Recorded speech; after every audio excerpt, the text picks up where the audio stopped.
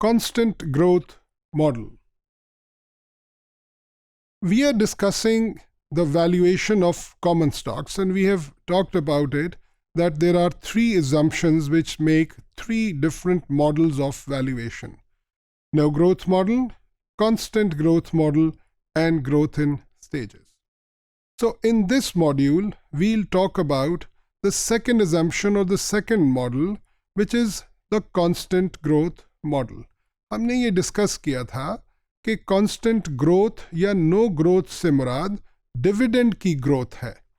यानी जब हम ये कहते हैं कि it is a constant growth model, तो हम ये कहते हैं कि डिविडेंड जो है वो कॉन्स्टेंटली ग्रो करेगा और उसका ग्रोथ रेट तब्दील नहीं होगा.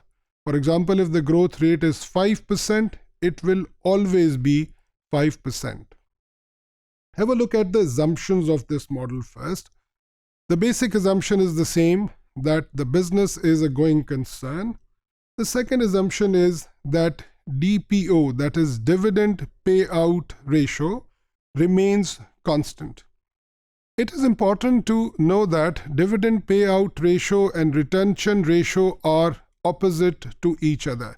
यानी जो परसेंटेज हम रिटेन करते हैं वो रिटेंशन रेशो होती है, और जो परसेंटेज हम डिस्ट्रीब्यूट करते हैं वो डिविडेंड पे आउट रेशो है. तो even if we are calculating dividend pay out और retention, it actually means the same. The one of the two ratios has to be constant, and if one is constant, automatically the other will also be constant. We also assume that the external factors remain constant. As we have discussed earlier, that political, economic, and international factors would not influence the value of stock. The next assumption is that return on investment, that is the earning power of the company, will also be constant. And so growth is the function of retention only. यानी जितने percent profit retain किया जाएगा उतने percent ही dividend में growth होगी. Now let's have a look at constant growth rate, how it actually works, with the help of an example. Suppose in year 1 the dividend is ₹1, and in the second year there is a growth of 10%. So with the growth of 10%, the dividend will become 1.1. In the third year, suppose again there is 10% growth and the dividend becomes 1.21. And this growth continues as we see that the growth rate is 10% every year, but the amount of dividend is changing. From the first year, as ₹1, it goes up to 1.1, 1.21, 1.331 and 1.4641.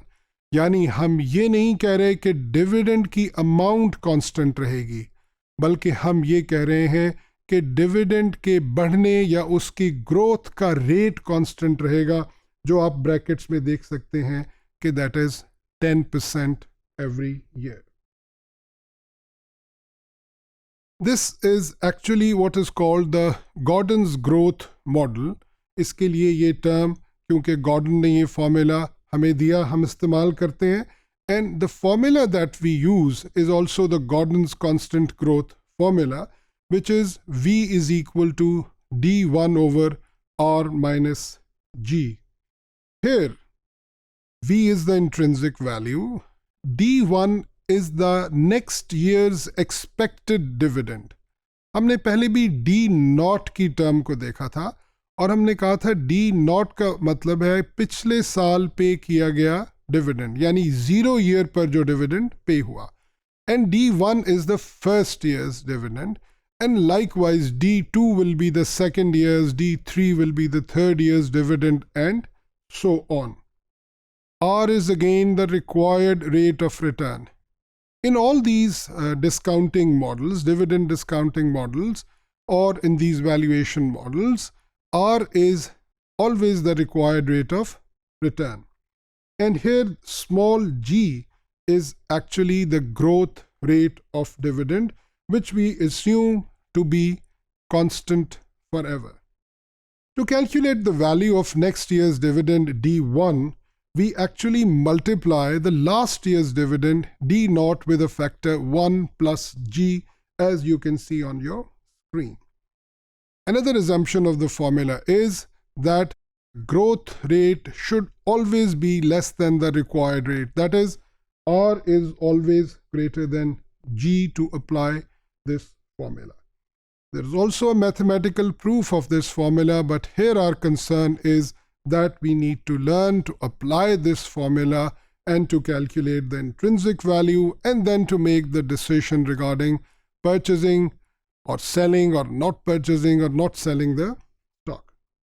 Let's try to understand it with the help of an example. If the last year's dividend was rupees 10 and the growth rate is 7%, and the required rate of return of the investor is 11%, what will be the intrinsic value?